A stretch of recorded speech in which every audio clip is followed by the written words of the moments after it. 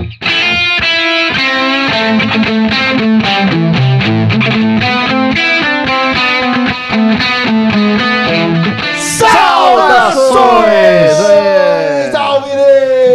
Corinthians!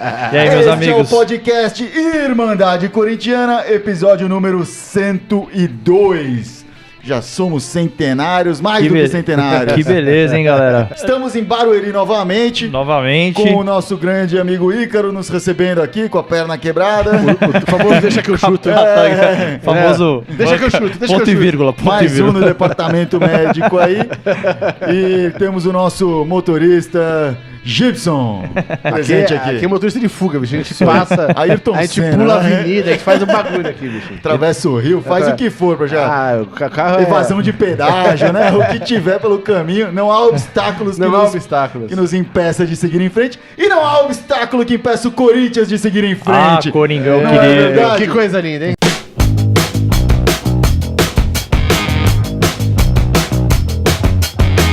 E ninguém é mais responsável pela superação dos obstáculos do que o nosso diminuto, quase centroavante, Rodriguinho. Desculpa, você tá errado.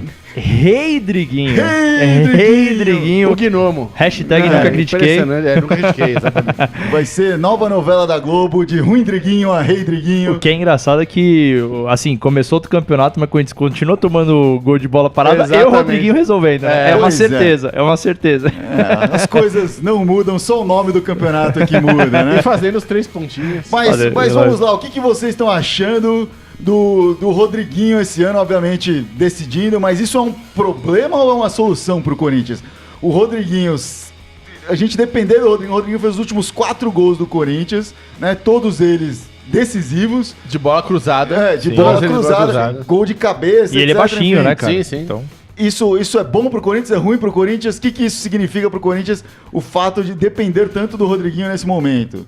Eu vejo como positivo porque, assim, cara, se você for pegar um passado recente do Corinthians, todas as conquistas que a gente teve personagens de liderança, de experiência, que chamavam a responsabilidade.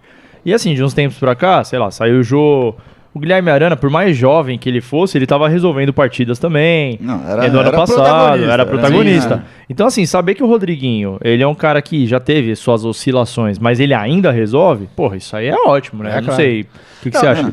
Eu acho a dependência ruim, porque fica sempre em cima de um jogador. jogador. A gente já falou no passado do problema da Jô-dependência, da Jadson-dependência. Mas eu acho que esse ano o problema não é, pra mim, a falta do 9. Eu acho que a criação tá sofrendo no time. A gente não consegue criar ali. O meio campo tá difícil de criar. Acho que essa é a encrenca. Tem lampejos, tá aproveitando né? as poucas possibilidades, as poucas chances. Hoje, no primeiro tempo, a única que chegou realmente boa foi do gol. Sim, surpreendente. E acho que o problema da criação que você tá falando também são os lampejos, né? O próprio Rodriguinho, ele oscilou em alguns momentos, mas você pegar, sei lá, o Jadson começou bem o ano, mas, porra, oscilou. Sei lá, o próprio Matheus Vital começou bem e tal, não sei o que, a gente vai falar daqui a pouquinho do jogo, mas o Matheus Vital também oscilou hoje. Então, é bom saber que o Rodriguinho, mesmo com as osciladas, tá decidindo. Continua decidindo. Lembra o Jô no ano passado, né? Que mesmo quando o Jô jogava mal, ele ajudava, ele fazia alguma coisa, ele contribuía. Nem sempre era gol, mas ele contribuía, né? Na maioria das vezes era gol. Não, e assim, contribuía, aí entra no que eu tava falando no começo, assim, contribuía não só no campo, né? O Rodriguinho, você vê que ele é um cara, junto com o Fagner, né? Que é um cara já experiente e tal. Você vê que são pessoas que estão dentro do Corinthians ali, são pessoas que estão liderando o elenco, o contato com o Carille, com a própria direção, enfim. E ajuda, cara, porque o que a gente tem de elenco jovem, a gente também vai falar sobre isso no programa hoje, mas o Corinthians tem uma proposta de trazer cada vez mais garotos pro time para formar o futuro.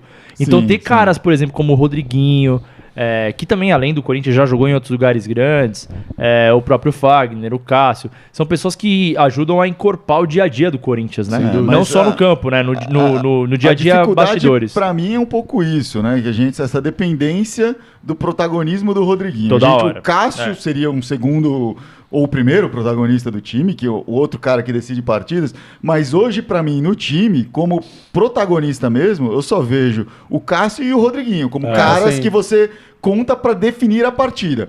O Romero já teve lampejos no passado de fazer isso, mas muito raramente. O Fagner é um cara muito bom, assim, a gente conta muito com ele, mas ele não assume, nunca assumiu. Sim. E dificilmente, tanto que dificilmente ele é o melhor jogador da partida, etc. Você vai olhar no passado, nossas votações, é sempre Cássio, Rodriguinho, às vezes o Jadson assumia. O Maicon começou a fazer isso agora, mas também já é uma situação aí que já está quase definida a saída dele e tudo mais. Então é bem complicado para mim ter uma dependência tão grande nele. Claro, nesse momento tá difícil, começamos perdendo semifinal, final, ele foi lá, decidiu, virou pra gente, beleza, como é o primeiro jogo do Brasileiro, ele vai lá e define, ótimo, mas é preocupante, eu concordo. Prazo não pode ser assim, né? Sem dúvida. Não, eu concordo, porque se você for pegar, por exemplo, no ano passado, você tinha às vezes o Jô que decidia, você tinha o próprio Jadson, o próprio Rodriguinho também, mas talvez em menor escala, enfim. Mas depois que, por exemplo, o Jô saiu, o Arana saiu, o próprio Pablo, que, enfim, liderava as zagas também junto com o Balbuena, ficou ele, né? Sim, teoricamente, ele é o centro ali, sem o centro de liderança ali do meio campo. Eu acho que já há algum tempo, talvez não tecnicamente, mas no sentido de liderança, o Rodriguinho tá à frente de um Jadson. Não, ele tá, mas o ano passado o que eu quis dizer é que ele dividia isso. Por exemplo, você tinha o Jô, por exemplo, se ele não tava, você tinha o Jô. Se ele não tava, sei lá, você tinha o Jadson mesmo, às vezes. Você tinha o Fagner, você tinha, sei lá, o Pablo ou Balbuena, que seja. O próprio Cleison teve momentos de definidor no ano passado. Então eu acho que assim, eu concordo. Mas definir jogo no ano passado. O que eu concordo que teve um trecho ruim pro Corinthians ano passado que foi só o Jô e o Cleison faziam gols, né? Sim. Não, e o que eu concordo da dependência é isso, que eu acho que no ano passado não era tão dependente assim. Porque você tinha como distribuir. Hoje não. Se o Rodriguinho não joga, mas a impressão que eu tenho que dessa dependência, falando, não era tão dependente, era o seguinte, não é nem por causa do Jô, de ter mais pessoas jogando bem, mas o Corinthians tem uma dificuldade, todo mundo sabe, não é de agora, de criar jogada ali no meio de campo pro ataque. E principalmente quando joga com um time muito fechado, que a gente jogou hoje, um bom tempo, o Fluminense travando ali atrás. Vamos aproveitar e já começar a falar um pouco do jogo de hoje, então, já que você pode continuar o assunto, mas já entrando no assunto. Essa dificuldade que eu vou falar... o primeiro tempo, né? Essa dificuldade que eu vou falar aconteceu hoje exatamente no primeiro tempo do jogo. O Corinthians tem dificuldade de criar, então o que acontece? Quando você joga com um time fechado, tem 3 jeitos de você entrar na área. Ou dando balãozão na área, o que é loteria e vale qualquer nota. E pro Corinthians hoje não adianta. Exato, porque não tem o cara, não tem o Jô lá pra resolver. Se a gente tivesse bons cabeceadores, a gente não tomava gol lá atrás. Né? Então a gente não é bom de cabeça. Geralmente, na via das dúvidas. É verdade. E acontece 2 coisas. Você precisa ter ou aquele jogador do cara que entra, o famoso facão, o cara entra em profundidade pra pegar aquela bola lançada e furar a defesa, né, que a gente não tem. Ou, antigamente a gente tinha o Jô, que era aquele cara de referência na frente, que recebia essa bola em profundidade e distribuía pros lados. Sim, ele fazia ali o pivô, né? O pivô.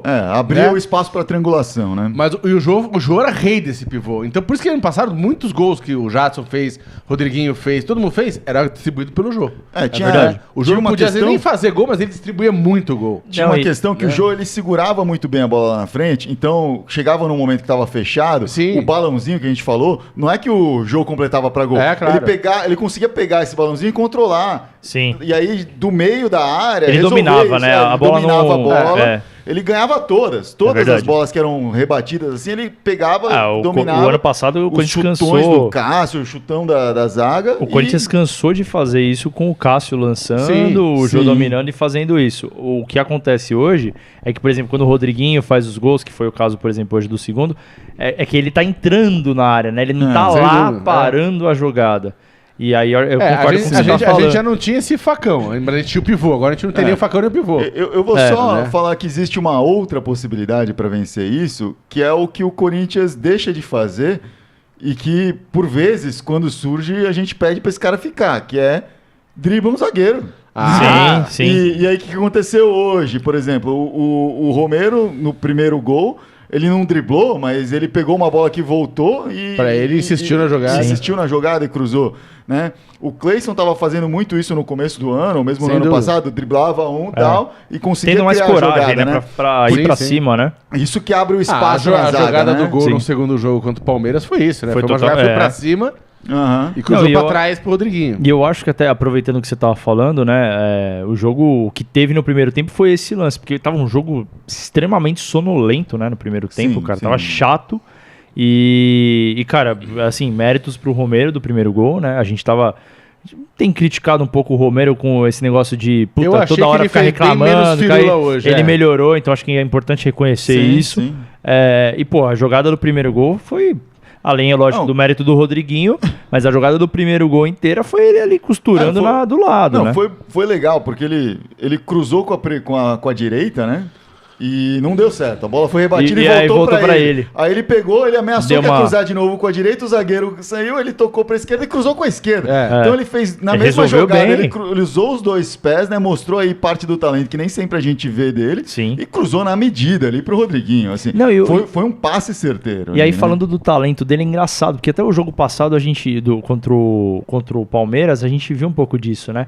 Ele tem aquele negócio de dominar, às vezes legal, que ele valorizava muito isso dele. Ele domina, ele tem uma... O Romero, ele é um cara disciplinado. É que às vezes ele dá uma desanuviada, né? Ele se perde um pouco do jogo. Parece que ele tá em outro jogo dele, achando que tá todo mundo injustiçando ele, fazendo falta. Acho que foi o Fábio que falou no podcast que o problema do Romero é que quando o Romero acha que sabe jogar bola pra caramba. Aí ele fudeu, entra querendo jogar a bola que nem o Cristiano Ronaldo. Quando ele se reconhece, tipo assim, puta, cruzei, não deu certo. Ih, deixa eu tentar de novo. Deixa eu tentar. Legal, resolveu, solucionou. Tem dia que ele entra no campo achando que é craque, aí não dá certo, aí não funciona. E aí, cara, o primeiro tempo terminou com esse gol, assim...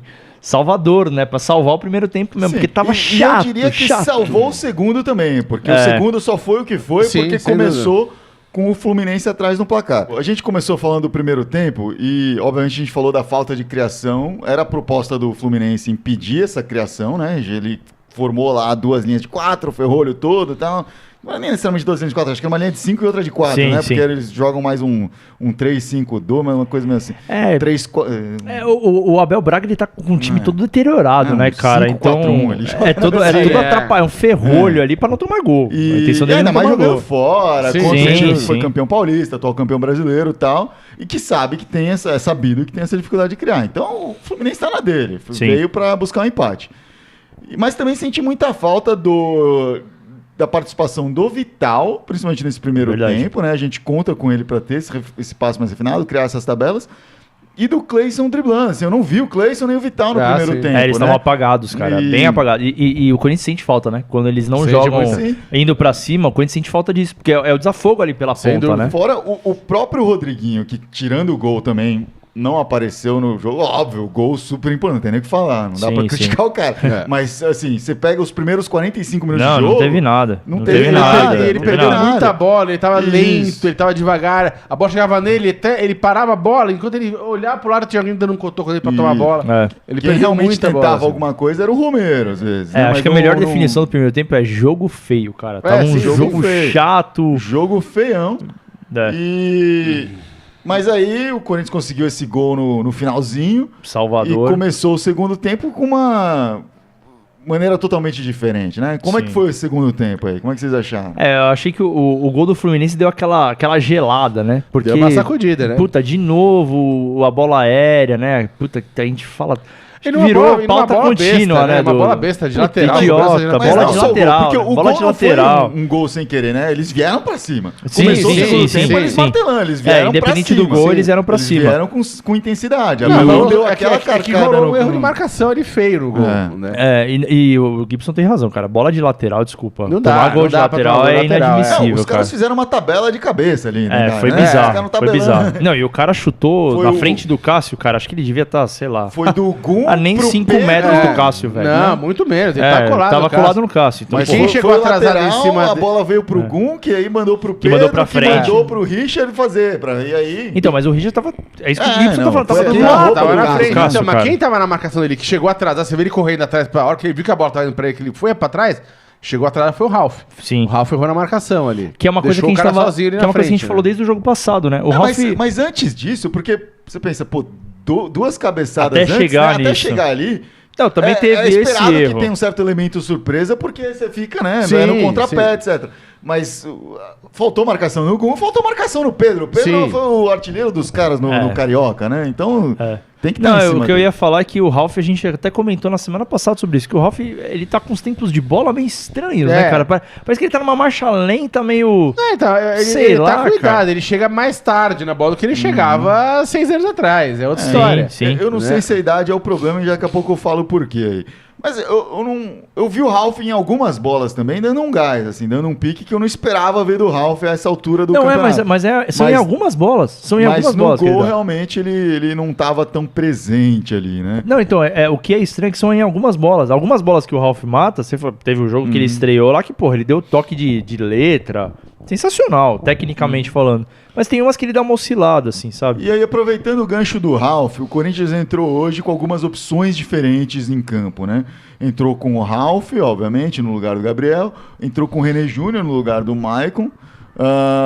Voltou o Cleison, né? Então, pensando na final do Paulista, na última estava sem o Cleison. Manteve o Romero, saiu o Sheik, saiu o Jadson, né? Manteve o Vital ali. O que vocês acharam dessas opções aí? Era esse o caminho mesmo? Eu achei que o René Júnior, cara, quando ele chegou, os primeiros jogos que ele fez, ele foi uma grata surpresa, né? Foi muito bem. Então eu achei legal, por exemplo, a postura do Carille, a gente vai falar daqui a pouco sobre isso, que o Maicon tá pra sair. Então eu achei legal a postura dele de já começar a preparar o time pra ficar sem o Maicon. Porque se ele já sabe com antecedência, não fica usando o cara até não querer mais. Mas o que eu tinha lido é que hoje, especificamente, o Maicon e o Gabriel tinham ficado no banco de novo por causa daquela história de altura. Ele queria 2 caras altos, por isso que ele botou o Ralf. Também li isso. E aí, quando ele anunciou essa semana falando do Maicon, ele falou, não, a gente vai começar a preparar o time sem o Maicon porque... entre aspas, não foi isso que ele falou, mas existe vida após Maicon, sei lá. Sim, claro. Então, mas assim, aí a opção do Ralf no lugar do Gabriel dá a entender que foi uma questão dessa coisa de altura técnica, também, sim, né? Sim. Mas aí é o que você falou no WhatsApp, acho que foi você que falou no nosso grupo da Irmandade. Desculpa, você mudar por causa da altura, mas tomar um gol desse, não adianta muito, né, cara? Como diria o Neto, é brincadeira. É brincadeira. Então acho que é importante assim, a gente salientar que aí volta o que a gente conversou na semana passada. Legal, fomos campeões. Puta, legal pra cacete, ganhamos do Palmeiras na final do Paulista. Legal, começamos com vitória contra o Fluminense. Mas, pô, tem algumas coisas que precisam ser corrigidas, que assim, sei lá, vai pegar uns favoritos aí a título, sei lá, Cruzeiro, Grêmio, que seja. Cara, pode ser que sim. Então, o Fluminense, assim, vamos ser sinceros, é um time que, porra, não tá oferecendo um puta perigo dentro do campeonato a quesito de título. Então, é nesse tipo de jogo que tem que treinar essas coisas. Porra, vamos tomar cuidado para não tomar um gol de lateral. Eu achei legal na transmissão da TV aberta, que eu vi pelo menos, fizeram uma análise meio rápida ali, o Kleber Machado, apesar de todas as falhas dele, ele fez uma análise bem legal, assim, de pegar e comparar o elenco dos dois times hoje, né, em abril de 2018, com o elenco de novembro de 2017, que foi quando o Corinthians conquistou o título do Brasileiro num jogo exatamente contra o Fluminense, né? E as diferenças que tinha, ele falou do time que entrou em campo ali, nenhum deles foi o titular do Fluminense contra o Corinthians naquele time. Desmancha ali. O Henrique mesmo tá no Corinthians.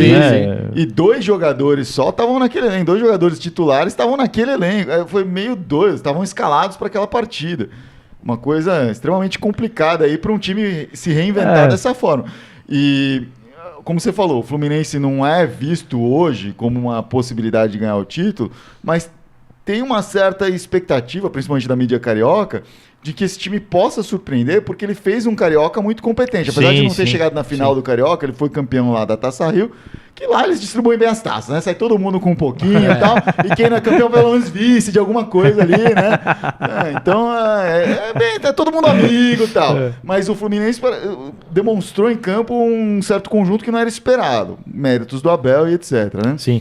E aí, aproveitando que você está falando do Abel, eu queria dar o devido mérito, já que a gente fala tanto, né, do nosso querido Carille, né? Sem dúvida. Que ele fez hoje, cara, assim, conhece o elenco, né? Sabe o que tá fazendo. A gente falou algumas vezes aqui em podcast, peguei o gancho do Abel pra falar assim, se o Abel conhece o elenco do Fluminense, o Carille conhece o elenco do Corinthians não é brincadeira, cara. E até no começo falando de novo da TV aberta, outro cara que a gente adora cornetar aqui, que é o Casagrande, ele começou a transmissão falando, cara, não dá pra falar do Corinthians, porque tem tudo pra ir mal. Basicamente o que ele falou foi isso. Ele não falou com essas palavras, mas assim, tem tudo pra ir mal, mas... Vou usar um mas termo como o Carille faz o time jogar sério, vai bem. Basicamente foi isso que ele falou. Vou usar um termo que eu li da coluna do Juca Kfouri, né? O Corinthians é irritantemente eficiente, cara. Porque assim... tudo bem. O pessoal tava falando, é um time chato de jogar, cara. Sim.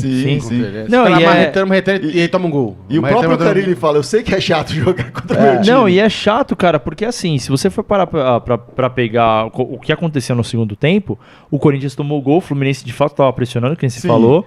Tava um jogo, entre aspas, perigoso. O Fluminense até perdeu, não lembro quem chutou agora a bola. Mas passou muito rente à trave. O Fluminense fez o gol e não continuou pressionando. Continuou indo pra cima. Continuou pressionando. Muito aberto no segundo tempo. E aí, por isso que eu tô falando o mérito do Carille, cara. Porque ele teve a leitura, colocou o Sheik, colocou o Maicon, que são caras que estão em fases relativamente boas. E eu acho que, por exemplo, o Sheik é muito bom nesse tipo de coisa. Tá precisando de um gás? Coloca o Sheik, porque ele é um cara que vai dar esse gás. Não é gás de velocidade, mas o gás de sangue novo. Quantas vezes a gente não vê um jogo e aí o técnico vai, faz uma mudança e você fala, pô, não era esse cara que tinha que tirar. Sim. E não foi o caso. Ele tirou os caras que tinham que tirar. Exatamente. O Vital, eu tinha acabado de comentar no nosso grupo. Pô, o Vital não tá jogando nada. Aí ele vai e tira o Vital. É como se o Carille estivesse no nosso grupo da Irmandade. E aí... Será que ele tá? Alguém incluiu? Carille. Checa aí. Então, e eu acho que o resultado disso, a prova disso, foi o segundo gol. O segundo gol foi a construção do Maicon. O Sheik, deu um pique ali da época da Libertadores, né? Nem parecia que ele tem a idade que ele tem. Pegou a bola, tocou pra trás. O Rodriguinho fez o gol. De novo, mérito do Rodriguinho, que foi o facão, né? Que o Gibson falou. Ele entrou com tudo no meio ali. E acho que, cara, 3 pontos, assim, muito bem... Pra começar muito bem o campeonato, assim, pra começar, ufa, beleza. Porque talvez, se tivesse terminado 1-1 com aquele gol que a gente tomou de lateral e tal, ia estar aquele sentimento de, puta, mas em casa, do Fluminense. Pra mim, cara, em casa, não interessa com quem que você joga, cara, a gente tem que ganhar os 3 pontos, velho. Se você quer campeão... Deveria ser assim, né? A métrica é essa. E outra, campeão, você tem que ganhar 3 em casa e 1 fora. 3 em casa e 1 fora. Essa é a matemática. Outra, pra ser campeão, aí você vai lembrar lá na frente, puta, mas a gente empatou em casa. Exatamente. Então, assim, que bom, foi 3 pontos. E aquilo, né? Campeonato de pontos corridos, todo jogo é decisivo. Não tem um jogo que é mais decisivo que o outro. Todos são decisivos. Todos valem 3 pontos. Final. Tudo é final. Então, legal tirar os 3 pontos. Mas se a gente for parar pra pensar, o Corinthians acabou de ser campeão paulista.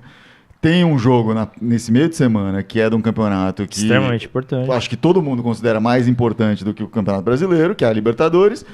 Então, assim, era o jogo normal de ter dar essa relaxada, de ter 3 pontos. De acabar perdendo um pontinho, 2, alguma coisa acontecer ali. Ou até mesmo 3, né? Ainda bem que não aconteceu. Mas que bom que ganhou, né? O Corinthians está concentrado, está focado, né? E essa é a grande diferença. Aí entra o mérito do Carille. O Carille deixa o time focado do minuto 0 até o minuto 90 e tanto, que é quando o juiz acaba com os descontos. Sim. E isso é incrível mesmo, né? Uma coisa que eu acho que falta recuperar no time em relação ao que o time jogava no primeiro semestre do ano passado era a defesa, cara. Que a defesa não ficava tomando gol besta, não, cara. No passado, no primeiro semestre, ficava ali 3, às vezes 4, 5 jogos sem tomar um gol. Eu acho que também tem a ver com essa falta de definição ainda do meio de campo pra frente. Porque o time não consegue segurar a bola tão bem ali.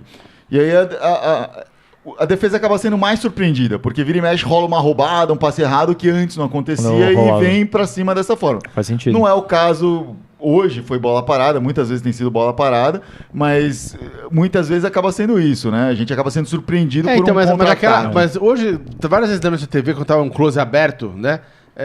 Dá pra perceber isso. O Corinthians perdeu aquela compactação que tinha.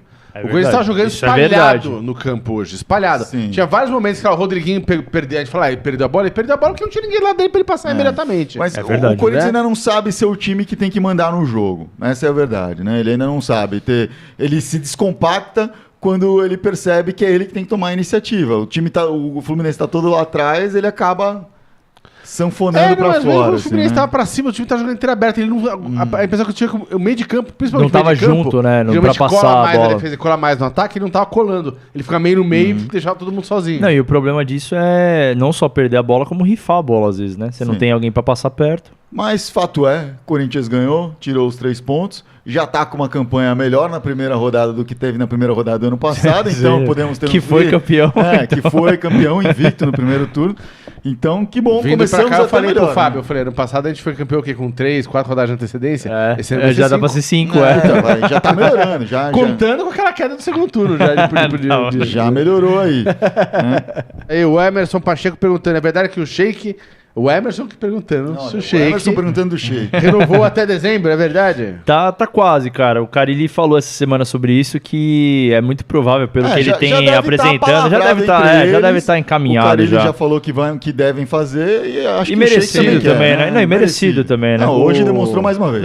E o Guilherme falando aqui, ó, tinha que colocar o Michael de titular desde o começo. Ele discorda que tem que usar esse jogo tem que preparar o falar. time. Preparar o treino. Essa questão do Maicon, cara, é que eu acho que o Corinthians pode sentir muito, por exemplo, pega o exemplo do Arana, né? Quando o Arana saiu no ano passado, foi se falado que ia contratar alguém, que ia preparar e tal, não sei o que, e o Corinthians foi acertar na terceira opção contratando o Sid Clay. Então eu acho que talvez por conta disso que eu uso esse exemplo do Maicon, sabe? Tipo, eu concordo, talvez o ideal era usar o que tem de melhor, e o que tem de melhor é o Maicon. Mas, porra, parando pra pensar nisso, talvez a gente não vai sentir ao longo do campeonato se a gente não fazer essa transição. Mas tem duas coisas aí. Uma, assim, o Maicon vai sair, mas não vai ser agora, vai ser no meio da janela. Sim. E a gente vai ter o mês da Copa do Mundo pra fazer entrosamento, etc. Você comparou com a situação do Arana, foi um pouco diferente, porque a gente não achou o substituto ideal de verdade pro Arana. Tava o Marcial improvisado lá, mas acho que não se contava com ele, tava procurando um lateral esquerdo titular ainda. E quando veio o Juninho Capixaba, já tinha começado, né? Ele chegou logo antes da Florida Cup, acho até que ele foi pra Flórida, mas foi logo, tipo... Sim. Ele se foi apresentado e pegou o avião, foi direto, né? Então, ele não teve uma pré-temporada, não teve um treinamento. Se for contar que o René Júnior seja o substituto do Maicon, René Júnior já tá aí desde o começo, desde antes do Juninho Capixaba, inclusive. Não, esse é um argumento bom. Acho que tem. Talvez seja excesso de cautela da minha parte. O que eu pondero é que, assim, também, apesar disso, vejo o Corinthians com muito bons olhos fazendo literalmente um revezamento, cara. Porque você não pode falar hoje que o Ralf é titular ou que o Gabriel é titular. Sim. É o que acontece muito na Europa, por exemplo. Na frente. A gente tem a zaga titular, mas o resto... E é o que acontece, por exemplo, muito na Europa, cara. Tipo, tem muito campeonato e os caras às vezes fazem revezamento, é uma coisa normal. Então, assim, que bom que a gente tem... Apesar da falha, por exemplo, do Ralf que a gente tá falando, né, de chegar atrasado e tal, o Ralf é um puta jogador, cara. Não dá nem pra falar. O Gabriel, na minha opinião, é um puta jogador. Não dá pra falar. Diferentes, né? Aquilo de você conseguir adaptar o seu time pro jogar com um adversário específico. O Maicon e o René Júnior também não têm características iguais. Então, cara, tipo, eu não vejo, por exemplo, como surpresa se o Maicon começar jogando na quarta-feira na Libertadores, entendeu? Não, eu vejo isso com bons olhos. Acho que vai. O Jadson também deve começar. Sim. O Guilherme comentou duas coisas também aqui. Uma delas que o Sheik funciona melhor entrando durante o jogo. Eu também acho que começando desde o começo do jogo. E ele comentou que o Carilli tinha comentado que o desafio dele era não deixar o elenco relaxar depois da conquista do Paulista. E os gols no final de cada tempo mostram que ele conseguiu, que o time não relaxou. E isso faz sentido, cara, porque é o terceiro título seguido do Corinthians. Se o time relaxar com o Paulistinha, né, pelo amor de Deus, Paulista, a gente gosta do Paulista, etc, mas assim, vamos ser sinceros, não é isso que vai salvar o nosso ano. Não, e não só isso, mas assim, faz sentido que desculpa, quem comentou? O Guilherme. O Gui. Eu falei que... Não, faz sentido que o Gui comentou, porque, cara, se você for parar pra pensar, são 3 títulos em sequência, mas, por exemplo, tem a Libertadores, que o Fábio falou, você tem a Copa do Brasil aí, que vai ser um puta desafio, talvez disputar junto com a Libertadores. Eu já falei minha opinião sobre a Copa do Brasil, mano. Foi o Sub-20, foda-se essa merda. Mas, pra mim é um campeonato inútil. Mas parando pra pensar, o Corinthians ganhou o Paulistão e o Campeonato Brasileiro. Talvez o Carilli queira explorar mais outras alternativas. Porra, quem sabe ganhar a Libertadores e ir pro Mundial no final do ano e tentar ganhar o Mundial. Enfim, essa porra. Sim. Beleza. Então agora o Corinthians tem como próximas oportunidades aí, próximos jogos, vai pegar o Independiente no meio da semana, na quarta-feira. É Independiente. Lá na Argentina. E depois, no próximo domingo, às 11 horas da manhã, logo após o brunch, né, vai pegar o nosso... Que horário, né, velho? O time que voltou recentemente para a Série A, depois de um longo hiato, né? Fazia 10 anos que não voltava. O Paraná Clube voltou aí. E o jogo vai ser... Paraná. No Paraná, em Curitiba, né? E o Paraná é um estado onde o Corinthians tem muitos seguidores, torcida, né? Tem muita torcida. O Corinthians é, no interior do Paraná, o maior time. E no estado do Paraná, contando Curitiba, acho que é o terceiro ou segundo time com maior torcida lá do Paraná. Então... vai ter bastante torcedor lá, vai ser quase que um jogo em casa. Eu falei isso semana passada, eu mantenho minha opinião. Acho que o jogo de quarta-feira contra o Independente é um jogo que, cara, pode definir muito bem os próximos passos do Corinthians na Libertadores, assim. No sentido de tentar se classificar em primeiro do grupo. O Corinthians tá com uma campanha bacana, né, na Libertadores, mas é importante salientar que, é um jogo fora de casa.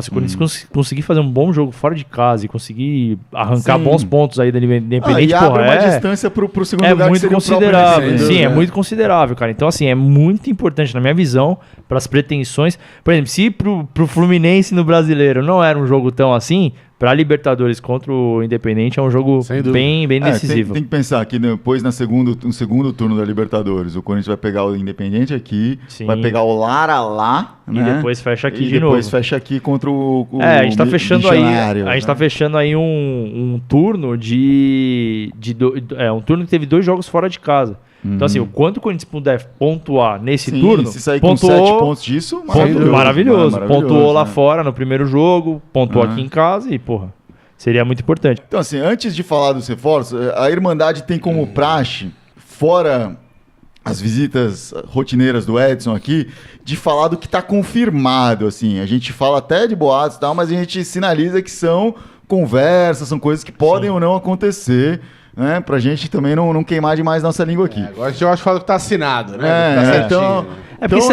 Porque também é bom falar isso, né? Se a gente ficar falando muito de boato, a gente tá alimentando também, cara. Sim. Então a gente tem que tomar cuidado com esse tipo de coisa. Então, assim, o que tá quase certo? Assim, a venda do Maicon tá quase certa, tá quase fechada, que ele vai sair na janela do meio de ano, então ainda jogaria até o meio de ano. E tá confirmada perante uma confirmação do próprio Carille essa semana, né? O Carille falou sobre isso. E o Luca, a saída do Luca pro Internacional. E, de certa forma, em relação com isso, a vinda do Roger também estão quase certas, acertadas. O Luca iria por empréstimo até o ano que vem, até o final do gauchão do ano que vem. E o Roger viria em definitivo. O Roger conseguiu uma rescisão do contrato dele com o Inter, sem ônus para nenhuma das partes, para que ele possa livremente assinar com o Corinthians. Vira em definitivo.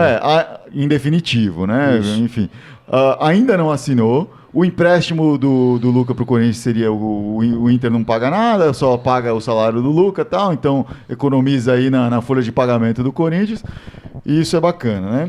Isso. E aí tem toda uma garotada que tá por vir aí, que tá mais ou menos fechada, que até o Andrés no meio da semana falou, eu vou anunciar ainda essa semana 2 meias e um atacante. No fim das contas, aí já tem, sei lá, 2 meias e 3 atacantes, ou 3 meias e 2 atacantes, alguma coisa assim.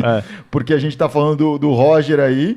Teve também o Bruno Xavier e o Thiaguinho do Nacional, que eu não sei se já assinaram, já colocaram no papel, mas já estão... são jovens também, tá bem encaminhado. O Bruno Xavier atacante e o Thiaguinho meia. Então, eu já li que o Bruno Xavier é meia e já li que ele é atacante. Então, enfim, tá um pouco meia de atacante, tudo, né? E o Thiaguinho meia. O Fecim do ABC, companheiro do Matheus Matias também, que foi um dos destaques aí do campeonato potiguar. O Fecim é jovem também, né? Eu ouvi dizer que a dupla, inclusive, tinha um apelido no time, que era Arco e Flecha, né? Arco e Flecha. Porque um armava e o outro fazia os gols.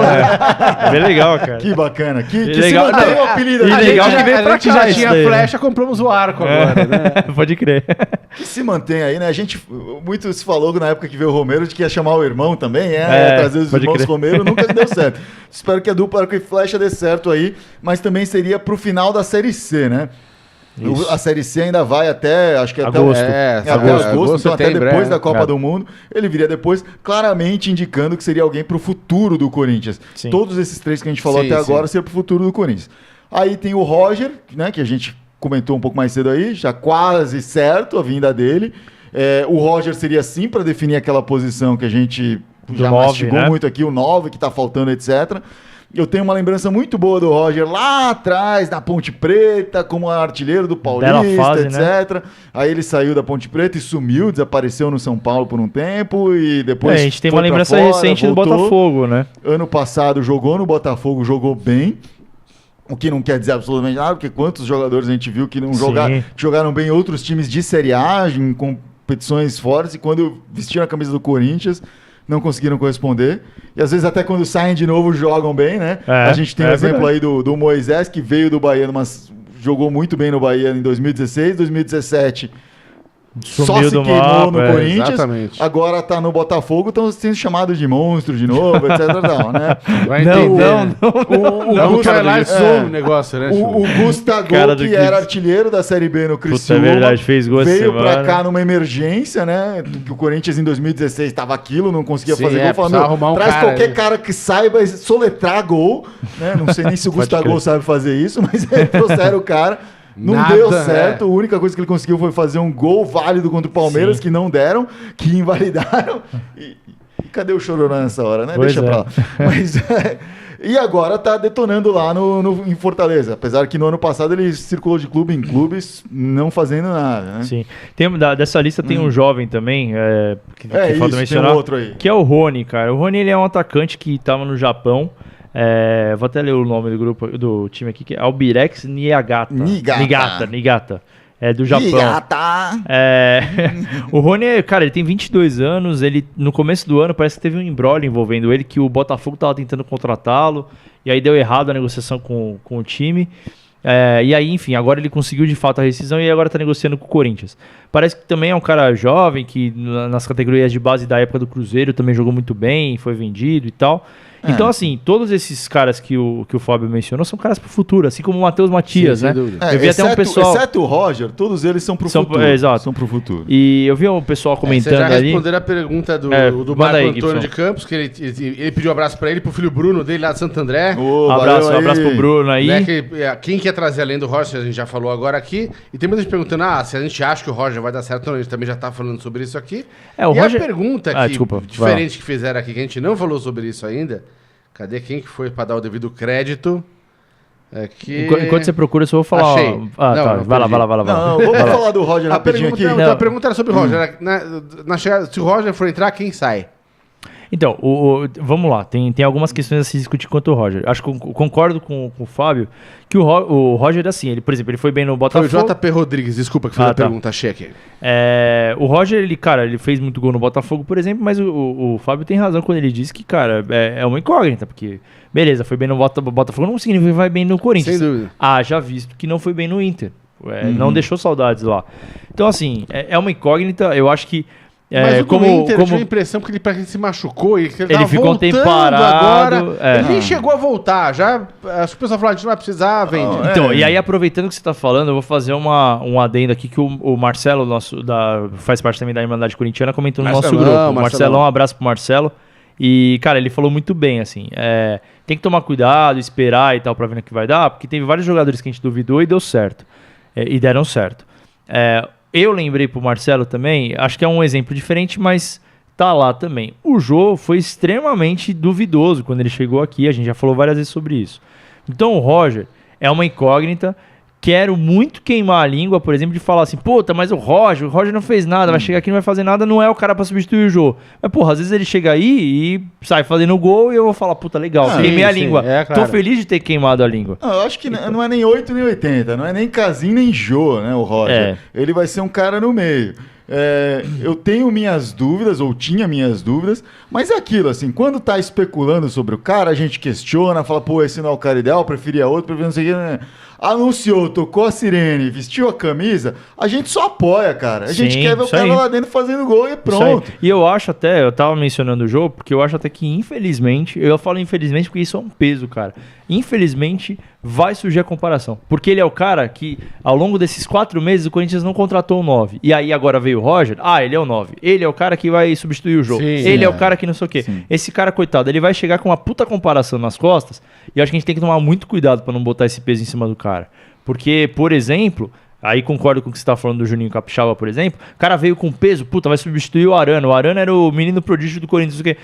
O cara chegou aqui, o cara tremeu. Ele falou que ele tremeu, o Capixaba. Tudo bem, é outra coisa, o Roger é experiente e tal, mas acho que a torcida a gente tem que tomar um pouco de cuidado, assim, de querer botar de cara no peso. Mas eu acho que a pressão não é de substituir o Jô, cara. Tem uma pressão muito maior aí, que o cara tá vestindo... Quer vestir a camisa do Corinthians, lógico. E tem uma coisa e tem uma outra coisa. Assim, Ronaldo jogou com essa camisa ali, eu acho que o...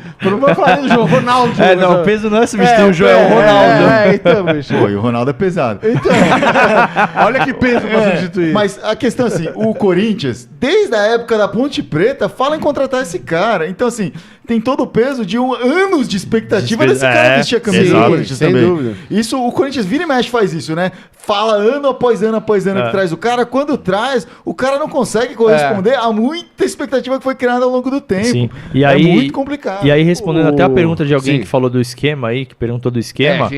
Cara, aí vai acabar talvez mudando esse 4-1-4-1 que talvez nem 4-1-4-1, 4-2-4-1. 4-2-4, como é que tá hoje? Acho que é 4-2-4, porque não tá... Hoje não tem ninguém na frente de referência. Não tem ninguém de referência. Então vai acabar voltando para aquele... 4-2-4-0, assim, só pra falar. Aí tá faltando alguém ali no meio. O que vai acabar acontecendo é que vai acabar voltando ao 4-2-3-1 ou ao 4-1-4-1. Que é um esquema que, assim, ele é ofensivo, ele é bacana, esse 4-1-4-1, mas a gente sofreu no começo do ano. Sem dúvida. Um volante só pra segurar a bronca ali é foda. Exatamente. Então tem que tomar cuidado com isso. Mas eu acho que, em parte, assim, o que o Carille tem feito esse ano, tem demonstrado isso, ele não vai pegar, talvez ele pegue, mas eu não acho que ele vai definir um time... 11 fixo, e com já isso, era, né? Um esquema tático fixo e o que eu vejo como vantagem, se ele não fizer ele isso. Vai fazer uma coisa meio volante, e às vezes vai entrar com o esquema de hoje, com um time mais veloz na frente, e às vezes vai entrar com um cara centralizado. Sim. E aí, quem sai, só Deus sabe, pode ser o Romero, pode ser o Cleison. Eu acho que hoje, assim, o Vital e o Jadson ainda estão se definindo ali, né? Uma posição, mas dificilmente vão estar os dois e o Rodriguinho ali, né? Não tem como. O Guilherme tá falando aqui que sai pra ele sair o Vital ou o Cleison. Isso. E então, que ele acha que tem que esperar o Roger chegar pra mostrar o que ele vai fazer. Eu acho que o Cleison que sairia hoje, né? Porque ou o Romero, mas o Romero é difícil sair, porque o Romero, taticamente, no esquema tático, ele tem uma função muito maior do que só o ataque. Eu acho que você foi muito feliz quando você falou que não dá pra jogar Jadson, Rodriguinho e Vital. O Vital, por exemplo, eu acho que ele é um cara que, às vezes, jogando no meio, ele pode render mais. Jogando pela ponta, ele já jogou bem. Mas talvez não seja o caso, por exemplo, mantê-lo na ponta, se ele é um cara mais centralizado. Até não, mas dos tempos de Vasco. Eu acho que dá pra jogar os três juntos se jogar sem um centroavante. Não, aí tudo bem, mas aí você não tá considerando o Roger. Mas se colocar o centroavante, é um desses que tem que sair. Sim. Não, tô falando considerando o Roger. Se for considerar o Roger, porra, não tem campo pra botar os três juntos ali, porque aí você tá falando de não botar, sei lá, o Jadson vai ter que jogar pela direita, o Vital pela esquerda, o Rodriguinho pelo meio, o Roger na ponta, mas é isso, você tira o Cleison, você tira, quem mais? O Romero, né? Então, sabe, sei lá, eu acho que é importante ter alternativas de esquema, mas não fincar no esquema, que nem você falou. Acho que é um problema bom pra se ter, né? Se o Roger chegar e estiver definindo, pô, claro, sai qualquer um e põe o cara, dane-se, lógico, né? Lógico. Não tem nem que falar. O Maicon já tá pra sair mesmo, de repente mantém o Ralf e o Gabriel só ali, deixa o Vital um pouco mais pra trás, o Rodriguinho mais pra trás, já fez isso antes na carreira, né? O Jadson acho mais difícil, porque ele não... Se bem que o Jadson ano passado fez muito bem essa posição, apesar de mas acabar se queimando de segundo volante, assim, eu acho que, por exemplo, se o Rodriguinho fizer essa função, eu acho que pode comprometer um pouco do desempenho dele. Sim. Eu acho que eu gosto mais do Rodriguinho chegando na área. Com certeza, né? Mas é a função que, por exemplo, o Renato Augusto fazia em 2015, era isso. Ele era um segundo volante e o meia também. Sim. Ele fazia as duas coisas. Então, vai saber o que o Carille vai inventar. A questão, assim, precisa de um 9 em alguns momentos. Lógico. Tá chegando um cara que pode ser esse 9. Tem outro cara no banco que o Carille já falou que vai fazer teste no Brasileiro, que pode entrar também, que é o Matheus Matias. Sim. Que é um cara que tá todo mundo criando expectativa. Assim, o fato dele não estrear tá criando cada vez mais expectativa, né? Porque assim, a gente entende que é um cara pro futuro. Mas também é importante, às vezes, ir colocando o cara, né, meu? Bota no segundo tempo aí, entra, ou um jogo um pouco mais despretensioso, sei lá, contra um Paraná da vida, bota o cara pra jogar, meu, sei lá, entendeu? Sim. Acho que é uma maneira de, pelo menos, tirar um pouco desse peso da estreia do moleque, entendeu? Porque, meu, é um moleque, cara. Então, às vezes ele também tá com essa puta... Meu, e quando eu estrear, e será que eu vou fazer igual? Será que não sei o quê? Meu, bota o moleque pra jogar. Claro. E aí já tira essa pilha, mas entendeu? ao longo do Brasileiro isso vai vir. Eu acho. É uma maratona longa aí, com certeza isso vai acontecer, né? Eu só falar rapidinho aqui pra não deixar em branco sobre o futebol feminino. As meninas não jogaram essa semana. O próximo jogo vai ser no dia 22 pelo Paulista. E depois, logo em seguida, no dia 24, vai ter a estreia delas é muito importante, hein? No Brasileiro, contra o São Francisco da Bahia. E vai ser uma estreia na Arena Corinthians, as meninas jogando. A galera tá ouvindo a Irmandade, hein? A galera tá ouvindo a Irmandade. Então, isso é muito bonito de ver, abrindo esse espaço para as meninas jogarem nesse novo templo aí que surgiu. e que é tão importante e tão poderoso, né? Cara, Já com tão pouco tempo de existência, é um lugar já muito mítico na força do Corinthians. Não, e o quanto a gente falou disso, né, cara? De abrir a arena para as meninas jogarem. Sim, então, puta, que bom que eu vi. Legal pra caramba. E o Emerson Pacheco tinha perguntar aquele negócio do Shake lá, ele mandou outra história que ele falou que o Roger jogou muito bem quando jogou Paulista pelo Red Bull. Não lembrava do Roger. Ele jogou pelo Red Bull. Também não lembrava, não. Inclusive, tem nessa semana, né, com os boatos todos ele voltando aí, teve um jogo que ele foi entrevistado, o jogo Red Bull e Corinthians, ele foi entrevistado logo após o jogo. O Red Bull tinha perdido de 1-0, 2-1, alguma coisa assim. E aí ele manda uma assim, né, falando: cara, não é nenhum demérito pro time, pro Red Bull perder do Corinthians aqui na arena. Teve time grande que veio aqui e perdeu de 6. Só os alfinetes aí, né? Beleza, já começou bem pelo Corinthians. Então, lá atrás ele já tava fez a moral, né? Já fez a moral. Não, eu gosto muito eu acho ele um cara simpático, assim. Eu tenho dúvida se ele tecnicamente vai corresponder ao que a gente precisa hoje. Mas é aquilo, vestiu a camisa. Exato. É o cara, exatamente. Eu tô torcendo por ele e gosto dele mesmo, assim. Eu acho que ele é um cara muito bacana pro futebol, um cara que tem que dar certo. Prefiro ele jogando do que ele não jogando. Bom, eu sei que não tem nada a ver, enfim, com o tema do que a gente tá falando tecnicamente, mas toda a história que foi mostrada no ano passado, a época do Botafogo, da filha dele e tal, mostrou o quanto ele é um cara bacana, assim, né? No sentido querido, pessoal, né? A torcida do Botafogo gostava muito dele. Então, e isso, na minha visão, é muito importante dentro do time, cara. Se um cara, por exemplo, como esse, vem para um time grande, seja, ele traz isso também, né? Esse espírito dele para o time. Isso é muito legal, cara. Isso é muito bacana.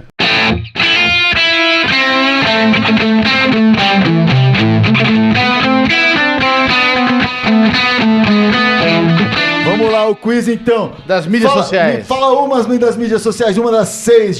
Só uma. Uma, por enquanto, uma. Twitter. Ícaro, uma. Facebook. YouTube, sua. SoundCloud. iTunes. Meu Deus, qual que vocês não falam? Instagram. Em conjunto, a união faz a força, o que o Carine nos ensinou. Todos eles, Irmandade Corintiana, com TH, só no Twitter que é Irmandade Timão. Irmandade Timão. Puta, por um momento achei que você ia falar LinkedIn, velho. Falei, não, Instagram. A gente não tá contratando ainda. Beleza, galera. Então é isso Fechamos. aí, gente. E o e-mail da Irmandade? irmandadecorintiana@outlook.com.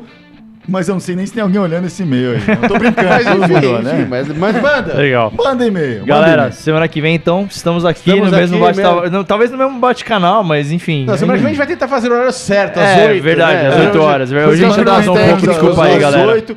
Quem não apareceu aí, que talvez por causa da mudança de horário não apareceu, Rui Jordan, John Thomas Mello, valeu aí, vocês são sempre presentes aí. Junto, a Sandra Félix vai também deixar um abraço pra gente. A Vilma Hall, Vivian, todo mundo aí, gente. Semana que vem estamos aqui, então, com mais Irmandade Corintiana pra vocês. Isso aí. Beleza? E vamos lá.